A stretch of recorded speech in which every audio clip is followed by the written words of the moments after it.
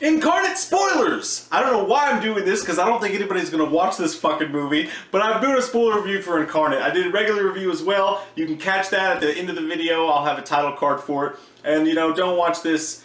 Actually, I'll say go ahead and watch this whether you've seen the movie or not, because it's not a movie that you should spend your money to go see. So, Incarnate.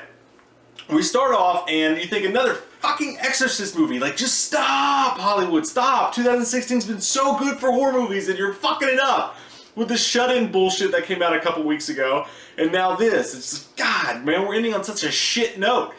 But at least this one has Aaron Eckart in it, right? That's what I'm thinking. I'm like, hey.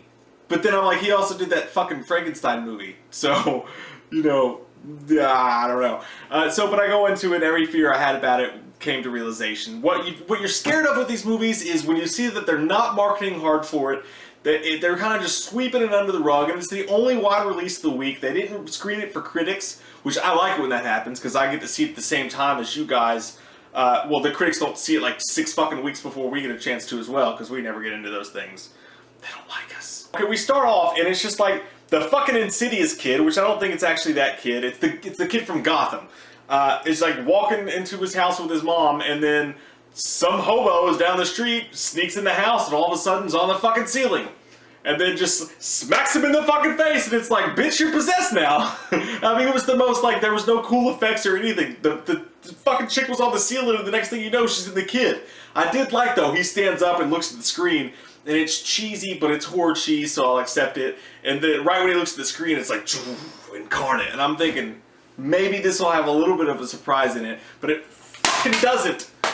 That was louder than I thought it was going to be. I apologize. So we move along, and we meet Aaron Eckhart's character, who fucking floats into people's brains through their subconscious and pulls out the demon, which he won't call a demon. But we start with this guy who's in a strip club, and it seems like he's a dick.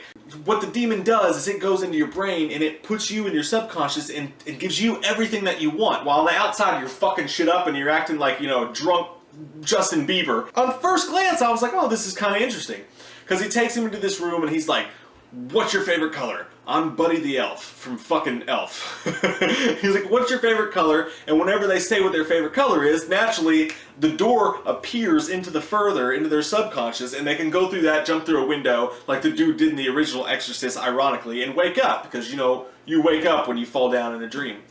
But they use it 3 more times in the movie. It's like every time, they act like it's this complicated fucking process and people could die. I'm like, no, it's not. You go into their brain, you pull the person away from whatever they were doing before, and you're like, just trust me. This is the Matrix, and I'm your Lawrence Fishburne. And then you ask them what their fucking favorite color is, and then the door appears in that color, and then you go through the door and you're safe. It's like, it was cool the first time, but add something to it. You just wasted the coolest premise of your movie. But anyways, he's got this broken past, and they try to act like it's a twist, but it's not. Aaron Eckhart's family, this is stupid as fuck, but he had a son and a wife, and he just glances over it real quick. He's like, I realized when I was young that when I fell asleep, I could drift into people who are possessed subconscious.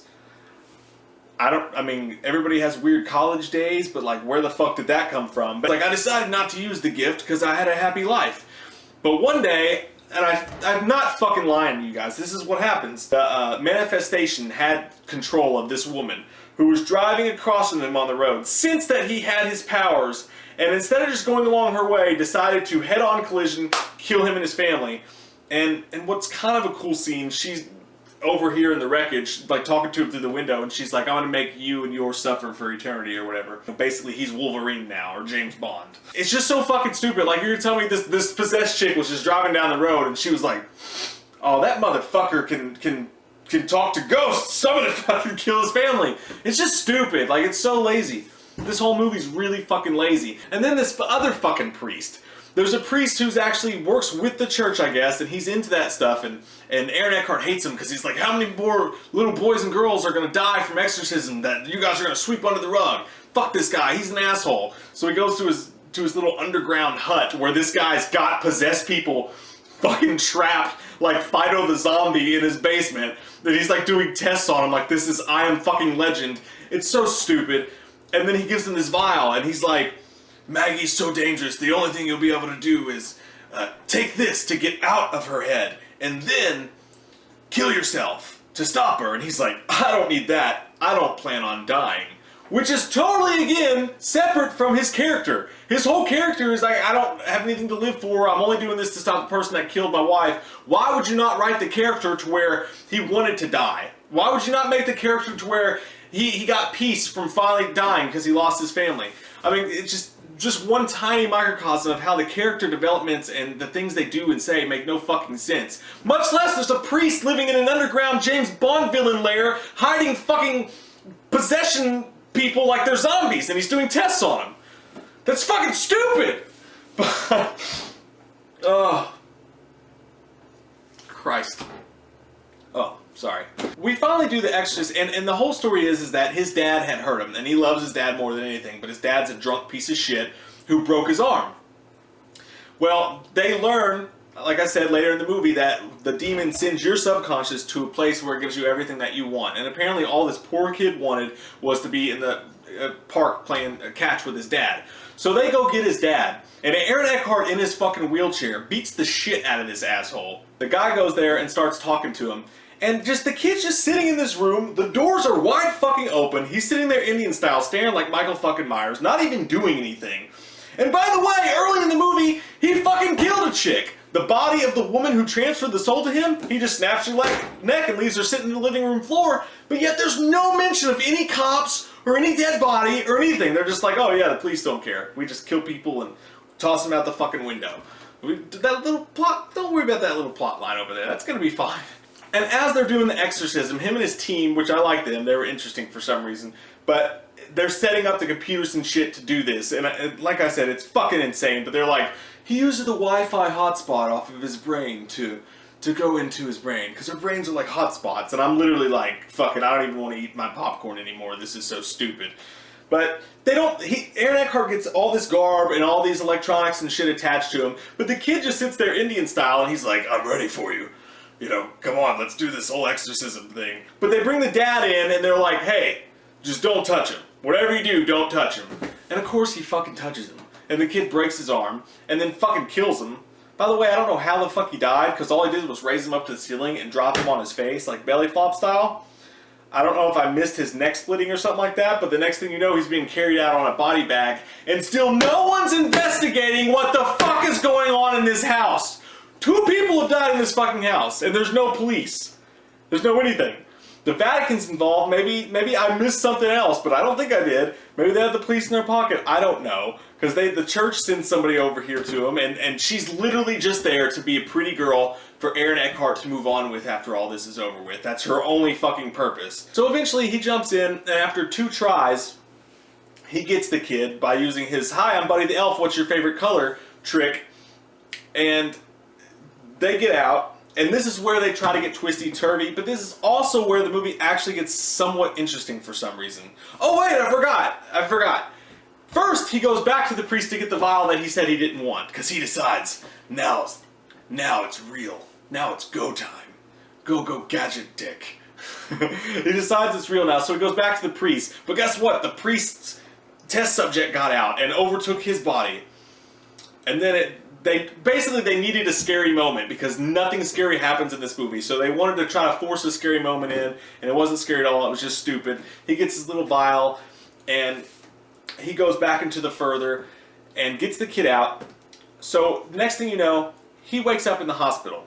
You think he saved the kid, everything's great, but where did the demon go? And I've been thinking this the entire time, knowing this is gonna fucking happen. It's so clearly telegraphed and obvious. He wakes up in the hospital bed, and his wife and son are sitting there, and she's like, we were in a wreck. He was like, yeah, the fucking demon lady hit you. And she's like, no, we were in a wreck, and you had a concussion, so you've been in a coma for 3 days. We're alive, everything's fine. And they go on with this for like 5 minutes, and then he's leaving the hospital, and he notices the clocks aren't moving. Because when you're in your subconscious, there's no time, because they just added that conveniently for the purpose of this twist.